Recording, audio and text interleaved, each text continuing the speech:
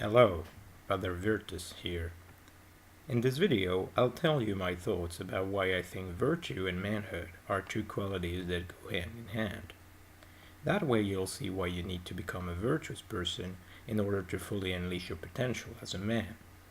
You'll also understand why true virtuous manhood is essential to both attracting and controlling the women in your life, thus being a happier man.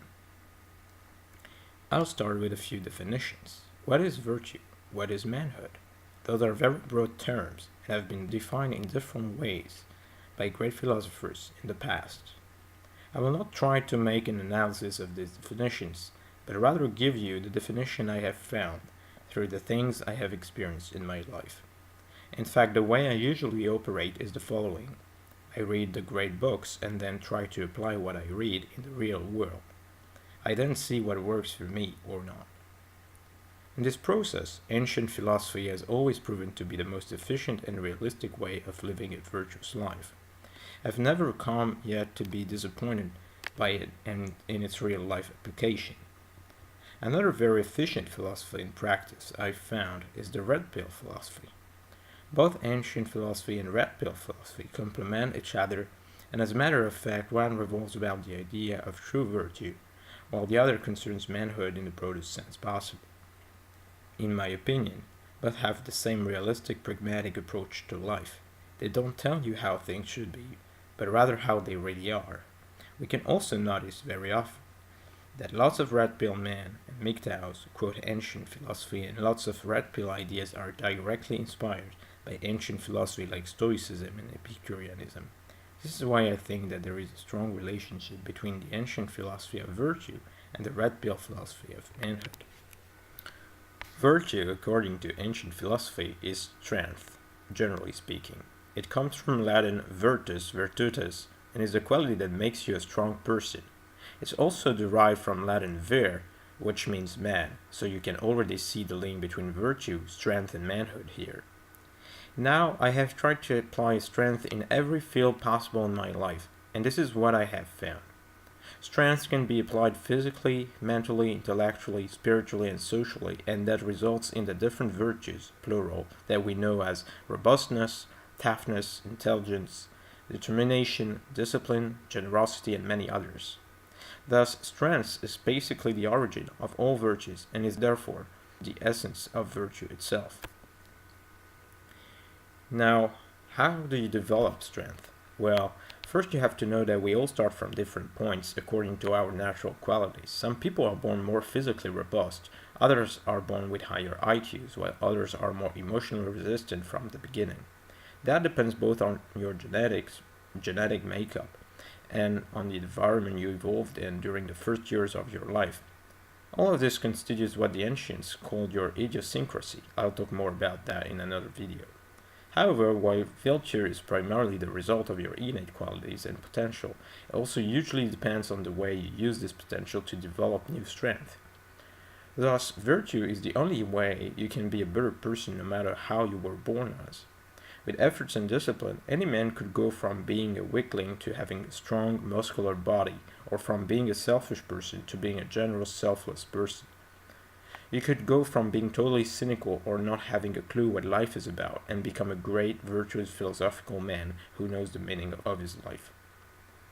Of course, your potential is not limitless, thus if you were genetically determined to be 5 feet tall, you won't get to be as strong as Brian Shaw, that is, in absolute strength, meaning that you will not be able to lift as heavy as this guy, for example.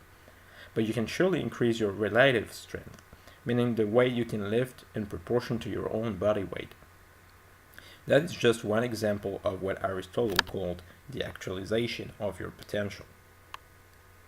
Now, let's examine why virtue and manhood necessarily go together. This is most evident when you take a red pill approach to the definition of what being a man means.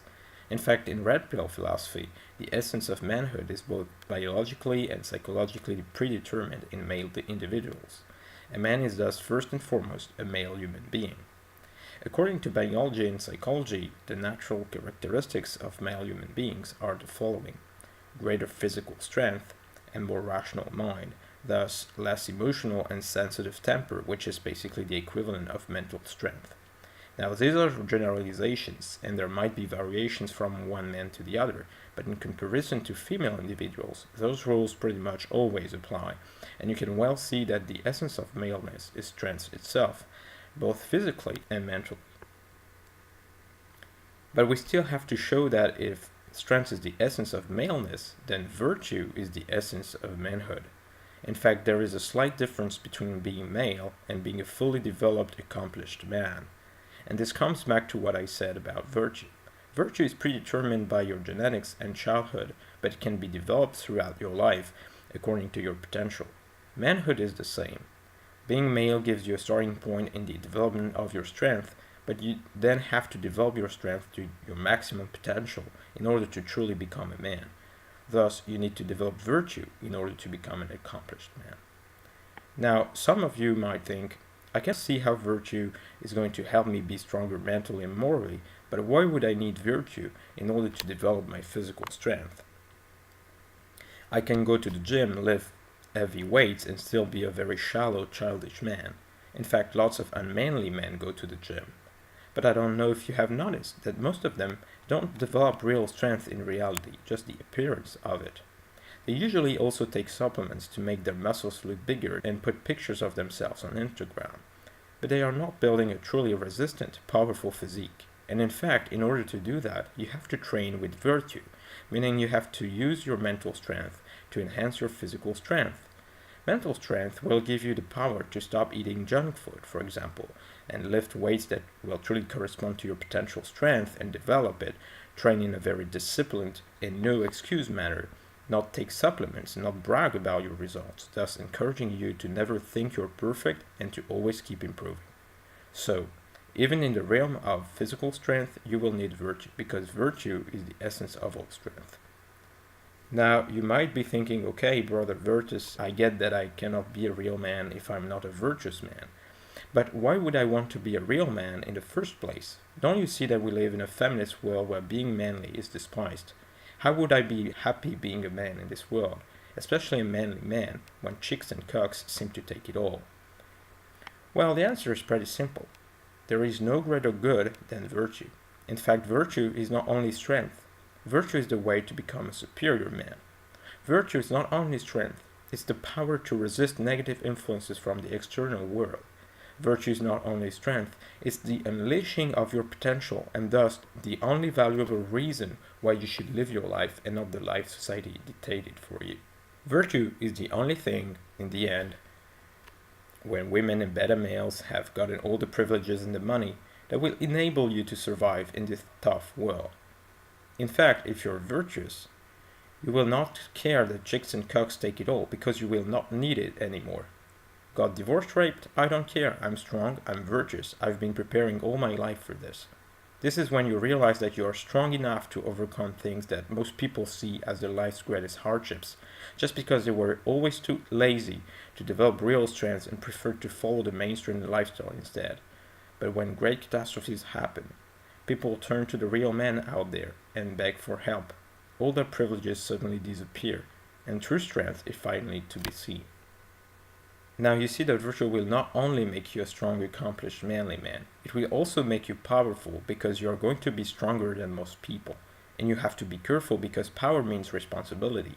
You have to know what you're going to do with it, and above all, use it in a virtuous manner, but that's another subject and I'll talk more about it another time. What I want to talk about here is the way your virtue is going to attract women more than anything else. People often think that being attractive as a man means being rich or being handsome or being nice even. But the truth is, it all comes down to virtue. If you're strong in every aspect of your person, women are going to want you in their lives because the essence of womanliness is weakness. We'll talk more about that specific topic in another video. But what you need to remember here is that if you're virtuous, you will naturally develop all the manly qualities and will therefore become really attractive to women. Now, this might be a problem if you're MGTOW and think that women will only bring misery in your life. And I agree, women will bring misery in your life, but only if you let them do it. If you're weak, let them rule the game, they will take away all your strength and what you have acquired in your life. But if you're virtuous, you're going to be strong enough and also smart enough to dominate them. And in fact, women will not try to screw you by then because they'll fear your strength. Quite the contrary, they will know their place and feel happier than ever because they will finally have found a strong, dominant, virtuous man who tells them exactly what they need to do in order to be a good woman. Remember that women are weak by nature, and thus they have very little virtue and also very little discipline to develop their virtue. They need to be guided, commanded, controlled. They're basically like children. Some men are also like that, and sadly, we see childish, weak men more and more these days because of gynocentrism and the loss of true virtue and manhood. But I hope that this video encouraged you to change this and become a virtuous, strong, manly man. Thanks for watching. Please feel free to subscribe and comment below. More content coming soon, and as always, keep evolving in virtue.